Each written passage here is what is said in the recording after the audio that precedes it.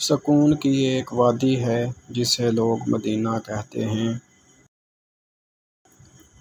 رسول اللہ صلی اللہ علیہ وآلہ وسلم نے فرمایا، اللہ تعالیٰ اس بندے مومن کو پسند کرتا ہے جو آزمائش میں مبتلا ہونے کے بعد توبہ کر لے۔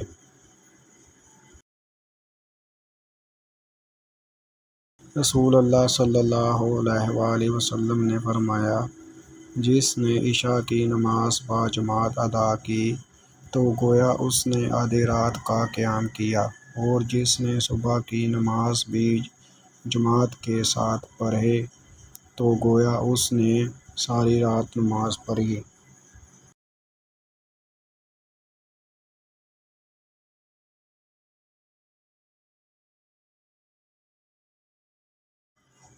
رسول اللہ صلی اللہ علیہ وآلہ وسلم نے فرمایا، جس نے لا الہ الا اللہ کہا اور اس کے دل میں گندم کے برابر ایمان ہوا، وہ ایک نہ ایک دن دوزخ سے ضرور نکلے گا۔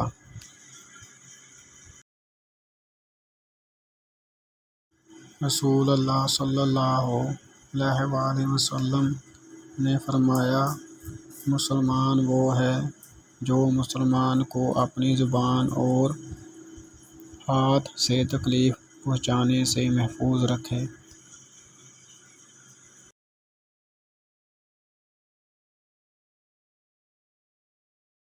رسول اللہ صلی اللہ علیہ وآلہ وسلم نے فرمایا، میری امت کی عمریں 60 سے 70 سال کے درمیان ہوں گی اور تھوڑے لوگ اس حد سے آگے بڑھیں گے۔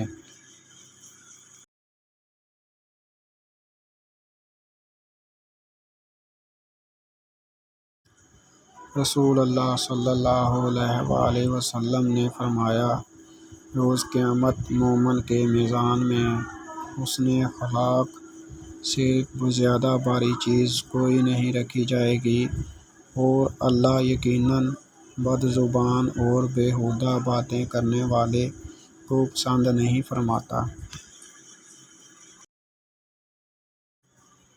رسول اللہ صلی اللہ علیہ وآلہ وسلم نے فرمایا، جس کا آخری کلام لا الہ الا اللہ ہوگا وہ جنت میں داخل ہوگا۔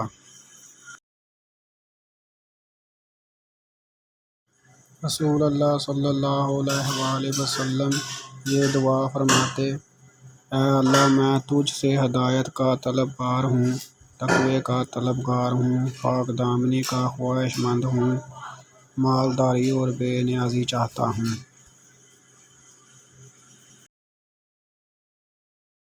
رسول اللہ صلی اللہ علیہ وآلہ وسلم نے فرمایا، جب رات کا کھانا سامنے رکھ دیا گیا ہو اور نماز بھی کھڑی ہو گئی ہو تو پہلے کھانا کھاؤ۔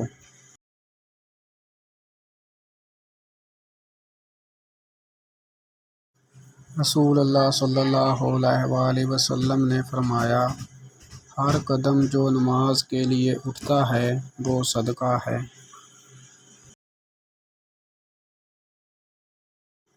رسول اللہ صلی اللہ علیہ وآلہ وسلم نے فرمایا، اگر مجھے اپنی امت یا لوگوں کی تکلیف کا خیال نہ ہوتا تو میں ہر نماز کے لیے ان کو مسواک کا حکم دے دیتا۔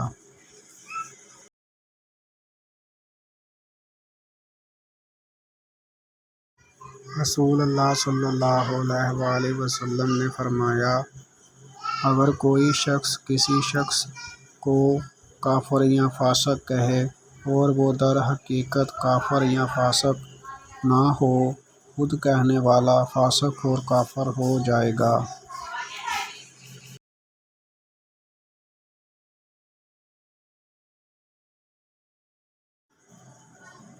حدیث نبوی صلی اللہ علیہ وآلہ وسلم ہے، نبی کریم صلی اللہ علیہ وآلہ وسلم نے معاذ رضی اللہ عنہ کو جب عامل بنا کر یمن بھیجا تو آپ نے انہیں ہدایت فرمائی کہ مظلوم کی بد دعا سے ڈرتے رہنا، کہ اس دعا اور اللہ تعالیٰ کے درمیان کوئی پردہ نہیں ہوتا۔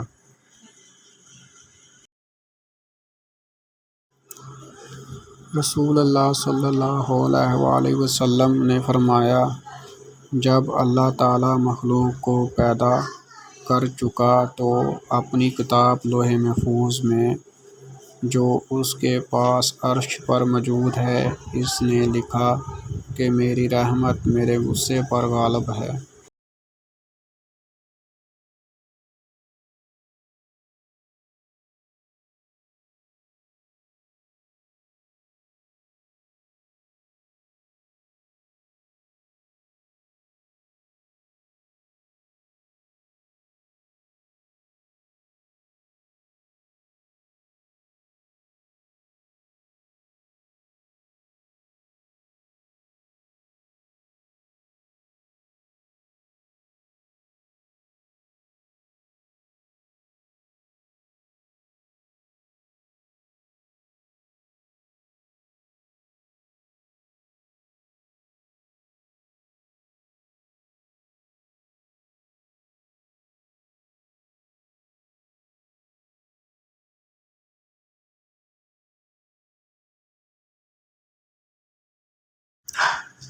رسول اللہ صلی اللہ علیہ وآلہ وسلم نے فرمایا، جو شخص یتیم کی کفالت کرے، میں اور وہ جنت میں اس طرح ہوں گے۔